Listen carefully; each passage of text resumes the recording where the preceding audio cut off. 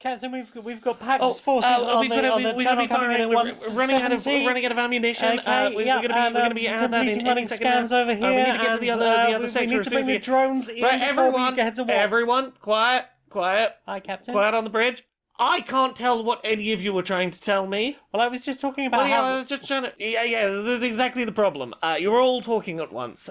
We need some better system here so that I can understand what all of you on this bridge of the starship are trying to tell me. Okay, here's this for an idea. If you've got something to say, put your hand up and I'll point and you can say it.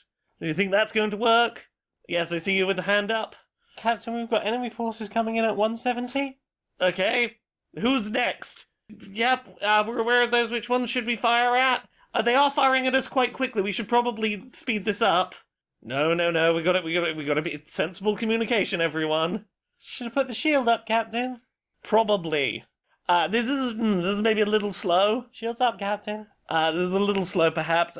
What if you only shout over each other the most important words? We'll just reduce some of the words. Beams, missiles. Shields, please! We need shields. Go left!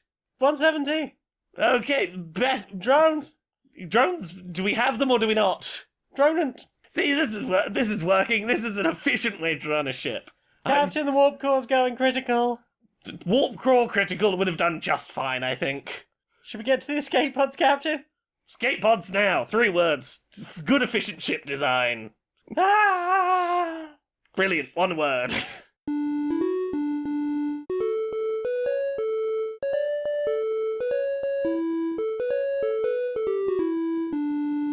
Greetings, strangers, queer and pleasant. I'm not Laura Kate Magnetdale. And I'm not Jane Aerith Magnetdale. And welcome to another episode of Queer and Pleasant Strangers. It's a little episode. It's just a little one. We got a busy day today, so we're just doing a little what we played episode. Yeah.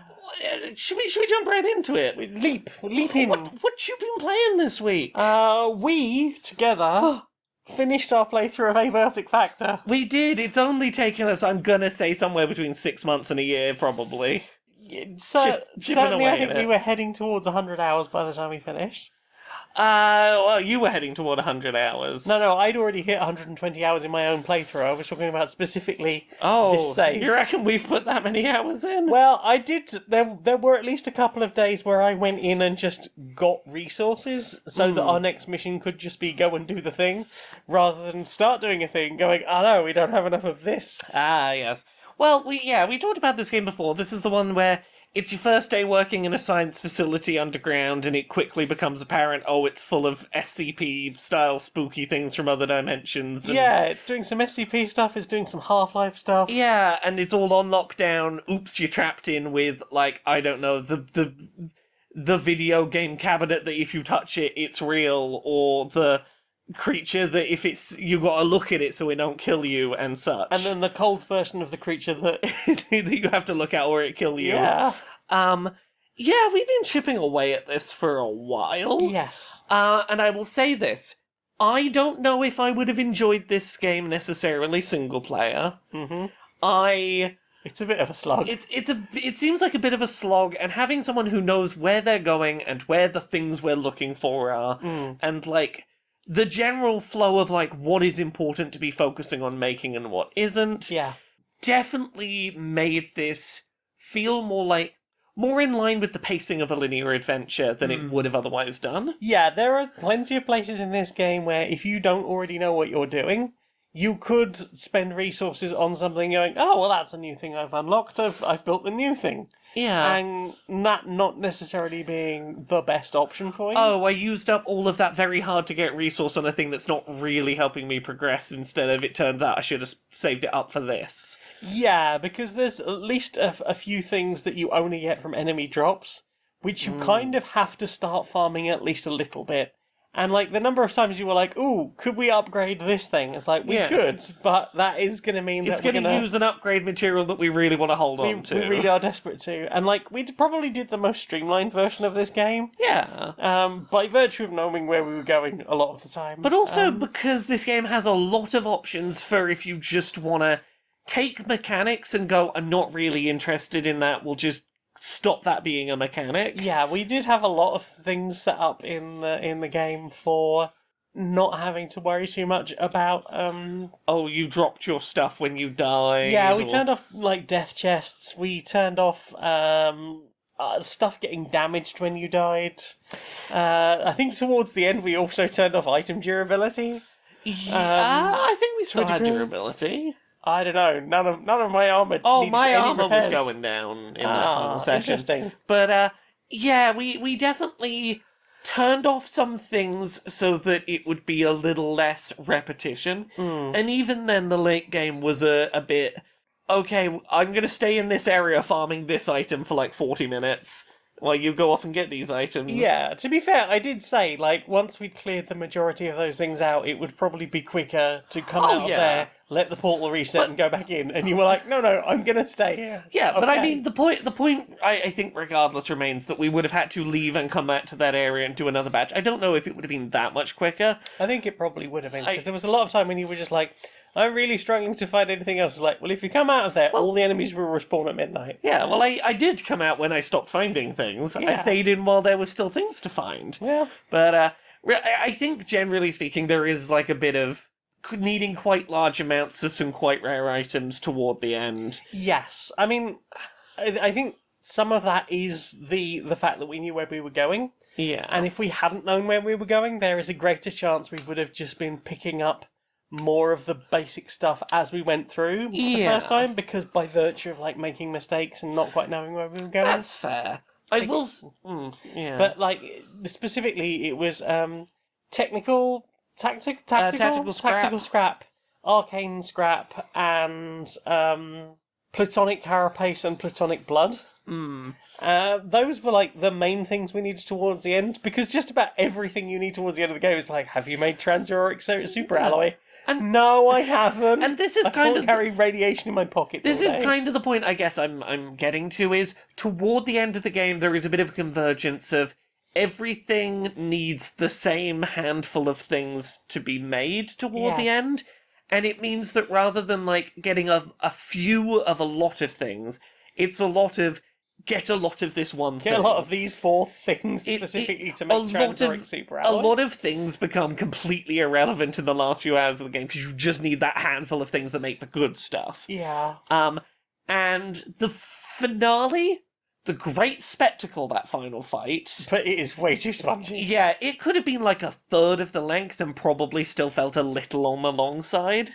Seemingly, it took a lot longer in two-player, and I'm wondering if it doesn't do the Borderlands thing of scaling up its health for multiplayer. But the other thing I noticed as well, like when I played solo, the tentacle things were spawning a lot more regularly. Yeah. And like in places, but I kept finding when we were playing together, like there would be one that would spawn out in the water, and until I'd found the one that was out in the water, they wouldn't spawn on land. Yeah, there was some weird stuff that like just negatively impacted the pacing of what was, in theory, quite a cool design for a final set piece. Yeah, because it does a lot of things to automatically give you health. It like deliberately makes sure that your stamina barely goes down at all. Like there's loads of ways that it tries to keep you alive to feel the best of that, but it just takes so long that it really sucks any like feeling of coolness out of it. Yeah, which is a shame because like a lot of this game's world building super cool, really interesting character writing. Yeah. Like the narrative is very interesting. All of the areas you get to go to have very unique feels. There's that late game area where once you go inside and look backwards, it looks very different. Oh, the shopping district? Yeah, the shopping district is like a very... not the most understandable place to navigate if you've not been there before. No, that took me fucking ages. I can see how that would be frustrating as hell without a guide, but it was a really interesting like journey back through things. There's a lot I really like about this game. Oh, yeah. Even if I know I would probably a little bit hate it if I'd played it myself without you, and I appreciate you lifting up my experience. You raised me up. You raised it up into a game I quite enjoyed. I've played it all the way through with you. I've played it all the way through on my own. I started a save with Lauren that we played on stream a few times. Who knows when more of that will happen, but like, yeah. I like it enough that not only did I play it all the way through on my own, that I then spent a whole bunch of time just farming stuff so that we would have an easier time playing together. Yay! And may do so again for the streaming save, but I can see how, as a second screen activity, it could be quite methodical to just resource grind in. But equally, when I'm sitting down being like, I have a period of time with my wife to play a game together, I wanna get somewhere, I wanna do a thing. Yeah, absolutely. Also, like, there's loads of stuff you can do with base building things. Like, I've seen people fill that entire lobby area with chests. And just, like, oh yeah, do I need some of this? Oh, I know where that is. It's in that chest yonder. And then just, like, corridors of chests and just like, yep, I found thousands of everything in the game. one item per box. What? Well done to them. Yeah, wild stuff. In terms of other things that have happened this week, I want to hear about a thing that you went and did that I've heard about secondhand. I want to hear about your experiences with Bridge Command Perfect Storm. So I am going to talk about this in very vague terms. Because we don't know, they are talking about like rerunning some stuff. I don't believe this one's being rerun. I don't think they've asked for secrecy on it, which would suggest it's not one of the ones they're trying to rerun.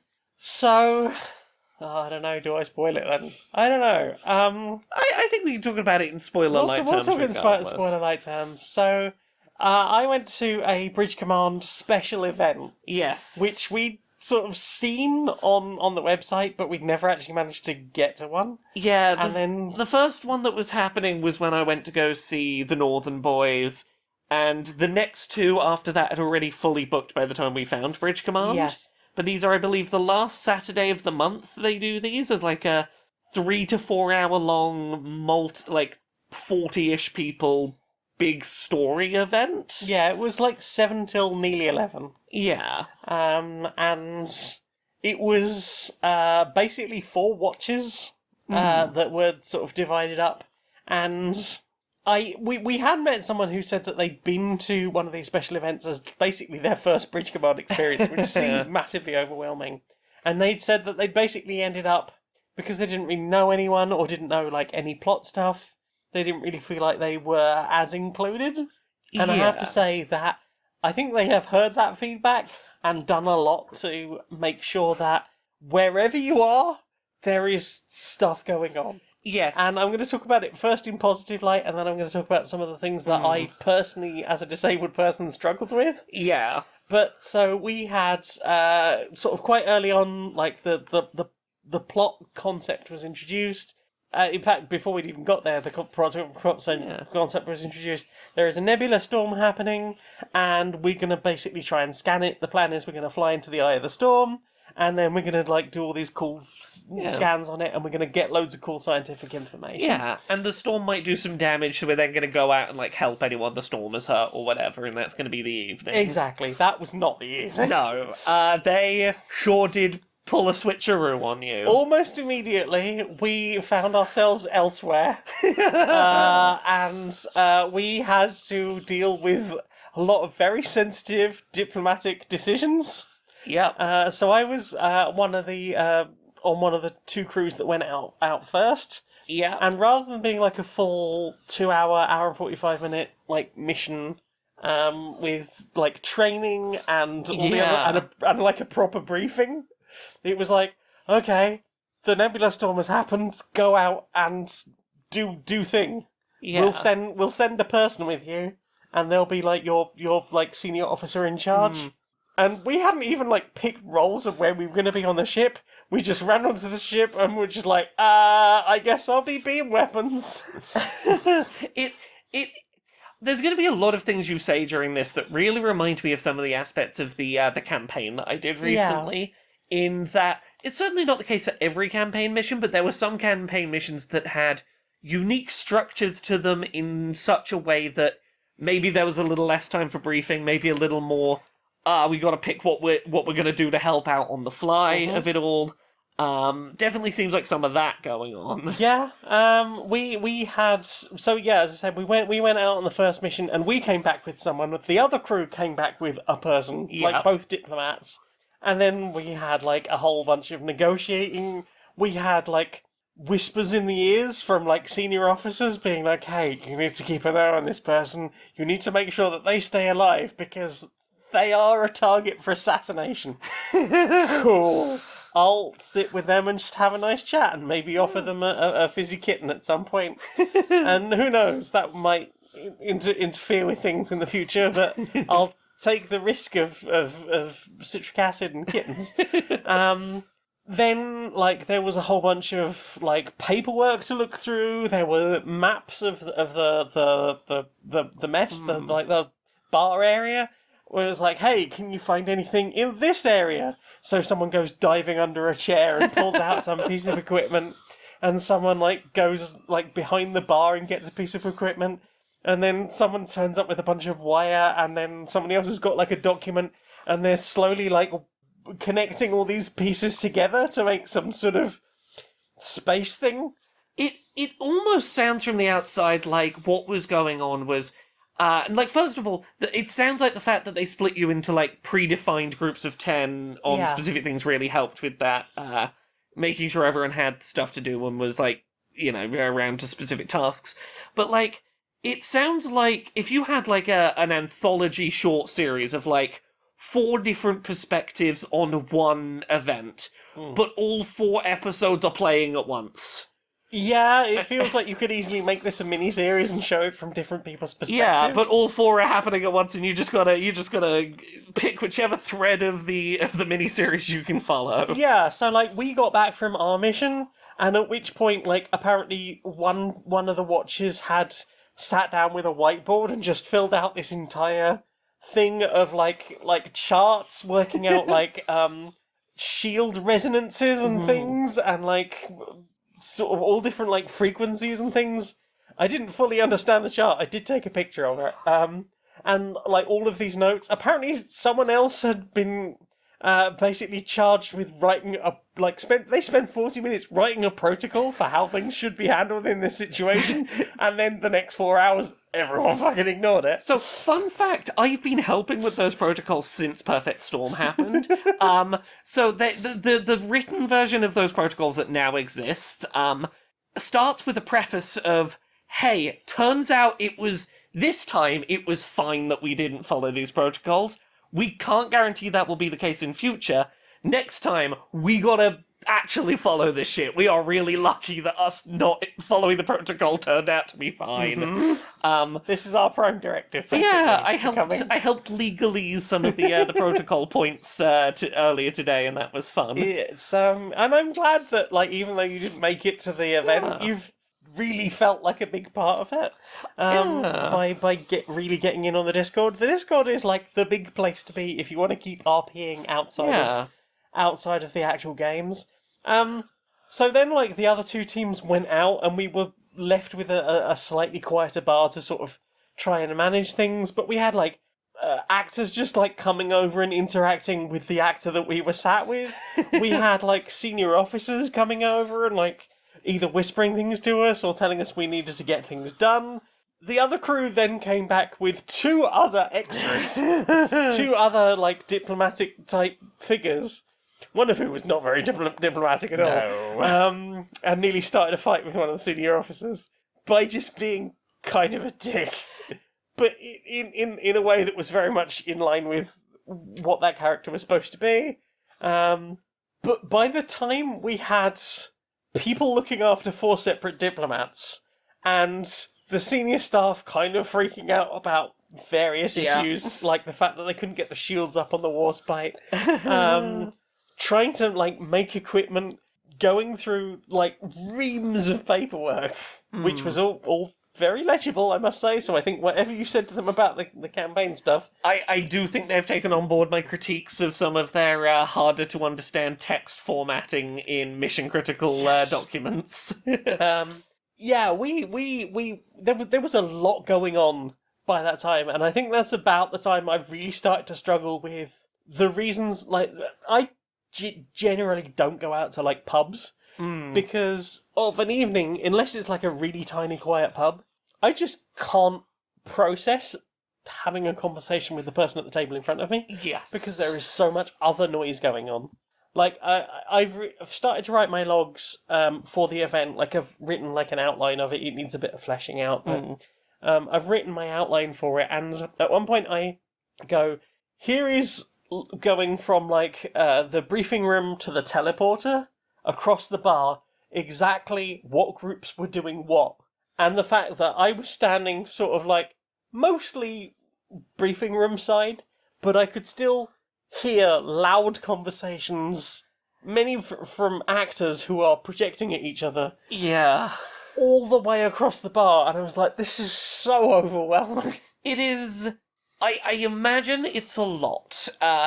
Again, I don't have an exact reference point, but I've talked about the fact that during the first Bridge Command campaign that exists, there was one mission in that campaign that was very like that for us. That was everything is happening incredibly intensely all at once. Yes. And everyone is panickedly trying to deal with all the things that are overlapping. And it's the mission that a couple of our autistic players on our campaign crew had to, at separate points, just go take Need to go and have a cry in the shuttle. I need to go have a hyperventilate in the shuttle for a minute. Yeah. And like I came away from it going, I'm incredibly impressed at how real you made the catastrophe feel. Yes. I am glad I gave myself permission to go find a quiet place to shut myself for like 5 minutes and trust that I would pick the thread back up when I came back Yes. out. And I don't think that's a failing necessarily of their design. No. But no, it is no, a no. thing to be aware of is if you are someone who multiple overlapping sources of audio plus people making very believable tension that's going to hit your fight or flight. Yeah. If that's a thing you know you're going to struggle with, be prepared for that going in. Yeah, like, I wouldn't say I had a bad time at all, I had an amazing time. But also, like, there were many times where I was like, I might just need to go and have a cry somewhere, because this is a lot. Yeah. But, yeah, it was... anyway, suffice to say, we went out a second time for other things, I won't spoil that. The other set of crews went out a second time and came back. So, I think by the end we had 5 diplomat, like extra type actors, possibly 6. And then all of the Bridge Command crew, bar 3 people, I think. Yeah. That I have regularly seen as working as staff there. Who were presumably behind the scenes running the GM stuff for the ships, probably. It was a mix. So you had, I can't remember the person's name, generally doesn't wear, like, their sleeves over the top, not riding the other one. Oh, yeah. Who seemed to, like, be wandering around with a laptop and seemed to be, like, doing a lot of, like, behind-the-scenes stuff for, like, making things operate. Then you had, like, the flight controllers who spent most of the time in the mess in the bar. Yeah. And then would, like, as the mission started, go bail off and go do GMing stuff. Then you had, like, 2 people who were kind of just, like, exclusively for the bar. Yeah. And then you had, oh god, so we had, Washburn, Dent, Furlong, Dr. Green, and Bell. Just as, like, floating around. Yeah. Like, handing people paperwork or giving them special missions or maybe nudging them that they needed to remember something from a previous event that they personally had been to. Because, again, that sort of ties into your whole service record concept, that if you've been to a mission, they know you've, like, because you've signed in, as you're supposed to, that sits on your service record, and they can go, okay, we know that you've done this, therefore we're gonna, get you to continue in this way. There's at least one cool thing I've become aware of since this event happened, where someone who was at a previous event, and they knew was going to be at this event, and they'd told at whatever previous event it was, they got some paperwork they didn't understand at the time, and they were told, like, keep this with you when you go on missions, you never know when it'll be useful. They were like, we know they're going to be on this mission, we're going to make it be useful in this mission. Oh, yes. And made it be a payoff for, like, a thing they got offhandedly handed in a different mission. I'm like, it's cool that they have the foresight to try and make some stuff like that happen for people. It seems like, especially for people who make it to Lieutenant Commander, they very much try to get them into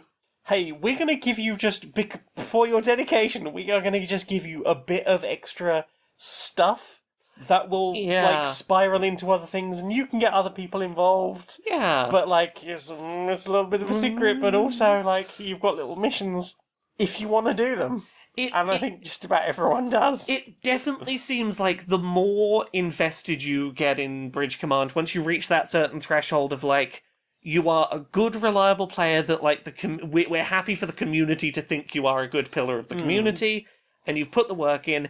Do you want to have some extracurricular plot going on? Yeah. Because, you've maybe seen a good majority of the missions. There's not a huge number of things progression-wise for you to aim for. Here's some stuff that isn't critical, but to keep you engaged with the community. And I think that's a very nice way to approach some stuff. Yeah, because Lieutenant Commander is basically the highest that a player can be promoted. The player cap, yeah. Which is interesting because that outranks some of the bar staff. It does, yeah. Although, to be fair, Lieutenant for a while outranked some of the bar staff. That's true. Yeah, it's true, but not anymore. We both made it to Lieutenant, and I mean, the other thing about making it to Lieutenant Commander is that you could be waiting 6 months for that to happen, because at the promotion ceremony, there were people who were basically having their promotion backdated from March. Yeah. So it's we've got enough people together that we can have the ceremony. But that's not to say that you weren't due this a while. Yeah, which again is nice to acknowledge. Oh yes, yeah. It was a very exciting night. There was a lot going on. I would prefer to do it with you next time, if possible. Yeah, it's a shame we could only get one ticket to go, because someone very lovely gave us one of they gave us a spare ticket. And so many people were expecting to see you as well. Well, we said this at the time. We only had one ticket between us, and I've done a campaign. Yeah. I've gotten to see some pretty cool special stuff. It felt fair for you to get to see the big thing. That. That being said, I like that for Halloween week they're doing a week of ability to try some special unique missions. These 2 missions. Yeah, there's a couple That's the only 2 missions we're running for a week. Yeah, we're running these for a limited time, but we're going to run as many slots of them as we can. And each mission, the Havoc, it's just going to be one Havoc mission a week. Yep. So we can very efficiently set it back up, do it again. Yeah, put the cobwebs up. But yeah, I am glad you had a real good time. Yeah, what did you play? I like the way that autocorrect just completely got you with one of the more interesting. Oh yeah. So I've been playing a few things again, not a huge amount of stuff that I can talk about because I've been playing work stuff, but I played the demo for Sonic Racing Crossworlds, not Crosswords, which is Sonic Mario Kart plus guests. Plus guests, kind of, if you buy the DLC. I saw that Ichiban was in there. Yeah, I believe the Sega published characters are just general DLC, so I think Ichiban, the Persona characters, are included. Mm-hmm. The ones from other franchises, if you want Minecraft Steve or Hatsune Miku, they're DLC, I believe. Or Pac-Man. It's just Mario Kart. I can tell you... It's so Mario Kart. I can tell you, 3 things that are different, which is, if you are on the water and you're a boat, you can do drifting, but you don't have to be turning. You can hold down the drift button and charge a boost in a straight line. There's way more, visual shit going on. Fucking speed lines at the edge of the screen and motion blur and sparks out the back of your car is a bit more intense. It's a bit more bombastic. It's a bit more bombastic, and there is a gimmick where when you finish, whoever finishes the first lap in first place gets to pick which side of the road they want to be on, and therefore which Ratchet and Clank Rift they want to go Yeah, into. it's not quite as quick as Rift Apart. It's you pick your portal, there's a couple of seconds wait, and then a portal opens. You basically pick which world you want to go to for lap 2. So you get a little bit of variance within a given track. You only really know what lap 1 of a track's going to be, and that's kind of an interesting gimmick. But also, it doesn't look great as a game. The Switch 2 version looks fuzzy and, Vaselined as shit. Oh no. It is not good looking on Switch 2. Oh no. And even on, PlayStation, the frame rate is really inconsistent. Oh no. It's weirdly not... It's not that visually impressive a game that it should be this taxing on hardware. So you think just poorly optimized then? I think so. Like, that's the impression I get. Oopsie. If you're looking for Mario Kart, but it's cross-play across platforms and it's on multiple platforms, you could do worse. It's not unfun, but it's... I wouldn't really recommend the Switch 2 version. The Switch 2 version makes me go, God, Mario Kart looks nice. So at this point, you could just be playing Sonic Racing Transformed or whatever the fuck Oh it's yeah, called. I would rather play something like Sonic Racing Transformed. That looks better than this does on Nintendo ouch. platforms, which is, not ideal. No, But yeah, what about you? You played anything else this week? that's it for me. The main other thing that I've been playing is I've been playing some Fortnite. For the dancers. Not for the dances. Not for the dancers? No, I've been playing Fortnite because there is a youngster that I sometimes spend time with once a week that I will play video games with who enjoys Fortnite quite a lot, and therefore I'm like, you know what? That's a game that you're interested in that I'm actually vaguely competent at. Sure, we'll go for it. You had your chicken dinners? Here's my main takeaways coming back to Fortnite after a while not playing it.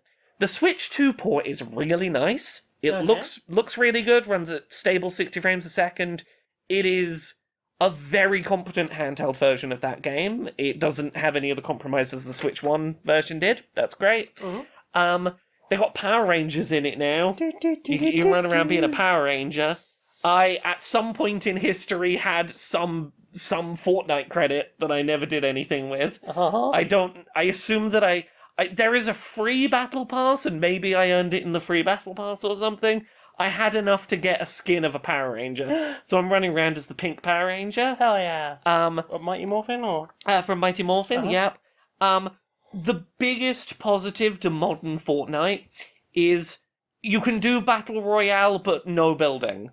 You can do, I want to do Battle Royale mode, the main mode, but with no one building anything.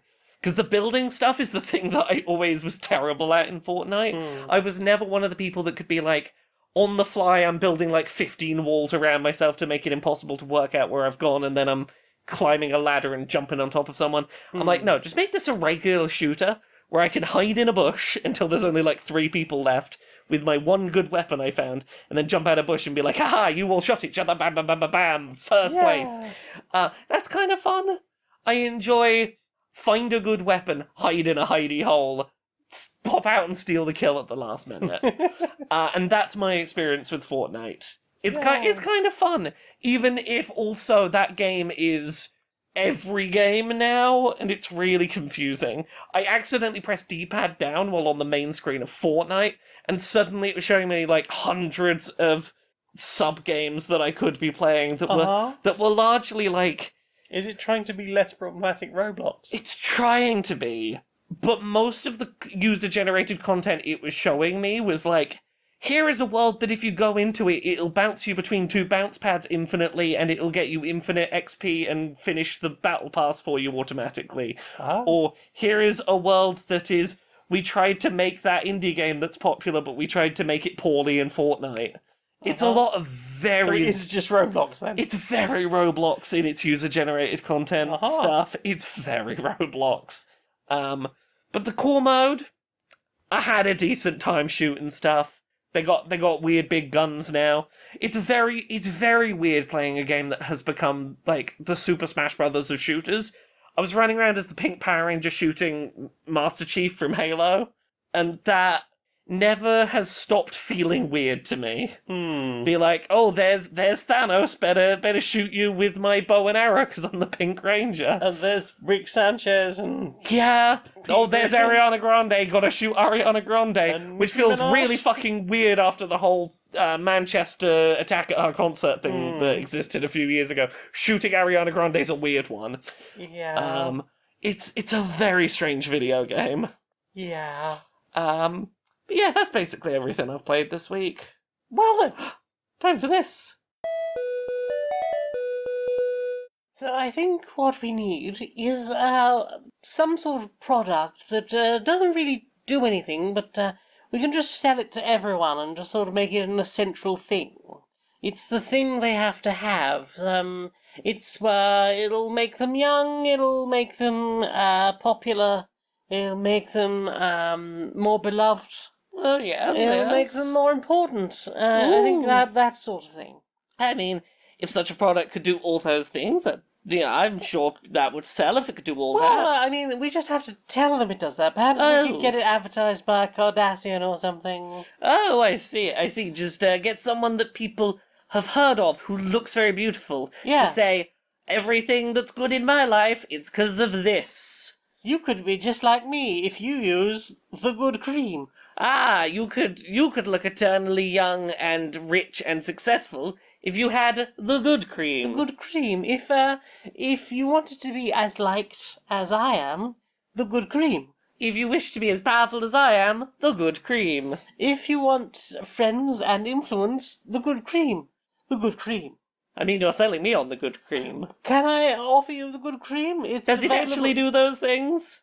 It's £190. And you'd think at £190 it must do something, right? I would think. Very well, £190, and I shall send you this, the good cream. I mean, I work here. I could just take some of the cream. No, you can't. Oh, I really want the cream, though. Well, then you better pay for the good cream. Okay, fine. We can take it out of your salary. The good cream. I'll put you down for a subscription. Please don't. Too late. Laura? Yes. Where can we find you on the internet? I can be found at Laura K. Buzz pretty much everywhere on the internet. Things you can find from me at the moment. LauraKBuzzStore.com, you can find the audiobook, ebook, and art prints for Things I Learned from Mario's Butt. LauraKBuzz.com, you can find my written review that is very spoiler minimal of Bridge Command's first campaign. If you go to youtube.com/LauraKBuzz, you can find episodes of Access Ability and Control-Alt-Access. Go check those out. Just Laura K. Buzz, you'll find all the stuff I'm doing. What about you? Where are you on the internet? Me, patreon.com/StonedMonkeyRadio. As little as $1 a month, you can help this show keep happening. That's about it for me.